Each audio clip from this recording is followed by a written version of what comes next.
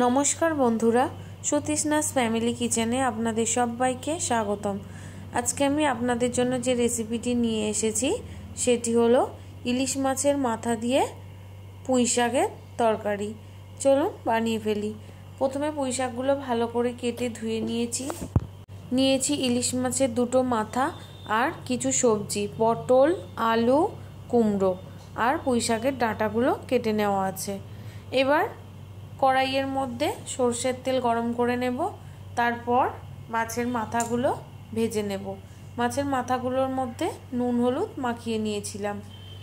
এবার উল্টিয়ে পাল্টিয়ে ভালো করে ভেজে নেব। একটু লাল লাল করে ভেজে নিতে হবে। একদিক ভাজা হয়ে গেছে, এবার আরেক দিকটা ভেজে নিচ্ছি। এইভাবে দুই সাইড খুব ভালো করে ভেজে তুলে নেব। তারপর তেলের মধ্যে ফোড়ন দিয়ে দেব গোটা জিরে আর কালো জিরে। মোটামুটি 30 সেকেন্ডের মতো ফোড়ন করে নেওয়ার পর দিয়ে দেব সমস্ত সবজিগুলো, সঙ্গে পুঁই শাকের ডাঁটাগুলোও দিয়ে দেব। এবার খুব ভালো করে নাড়াচাড়া করে নেব। এই সময় গ্যাসের ফ্লেমটা জোরে থাকবে। দিয়ে দেব পরিমাণ মতো নুন আর হলুদ। এবার আবারও খুব ভালো করে মিশিয়ে নিয়ে ভাজতে থাকবো। 2 থেকে 3 মিনিটের জন্য জোর আঁচে ঢাকা দিয়ে দেব। তারপর ঢাকনা খুলে সবজিগুলো নাড়াচাড়া করে একদম লাল লাল করে ভেজে নেব। সবজিটা যত ভালো করে ভাজা হবে তরকারির স্বাদটাও তত বেশি হবে। এবার দিয়ে দেব কেটে রাখা পাতাগুলো দিয়ে খুব ভালো করে মিশিয়ে দেব। দিয়ে দেব চেরা কাঁচা লঙ্কা। ঝালটা আপনারা আপনাদের পছন্দ মতো দেবেন। এবার খুব ভালো করে মিশিয়ে নেব যাতে শাকগুলো একদম মজে গজে যায়।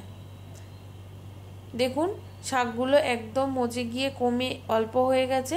এবার দিয়ে দেব পরিমাণ মতো জলটা দিয়ে ভালো করে মিশিয়ে দেব। তারপর ঢাকা দিয়ে সেদ্ধ করে নেব যাতে সমস্ত সবজি আর পুঁই শাকের ডাঁটাগুলো খুব ভালো করে সেদ্ধ হয়ে যায়। ঢাকনা খুলে মাছের মাথাগুলো দিয়ে দেব। মাছের মাথাগুলো দিয়ে একটু নাড়াচাড়া করে দেব। তারপর দেখব সবজিগুলো সেদ্ধ হয়ে গেছে কিনা। 2-1টা সবজি একটু কেটে দেখাবো। দেখুন আলুটা কেটে দেখালাম, খুব সুন্দরভাবে সেদ্ধ হয়ে গেছে। কুমড়োগুলোও সেদ্ধ হয়ে গেছে।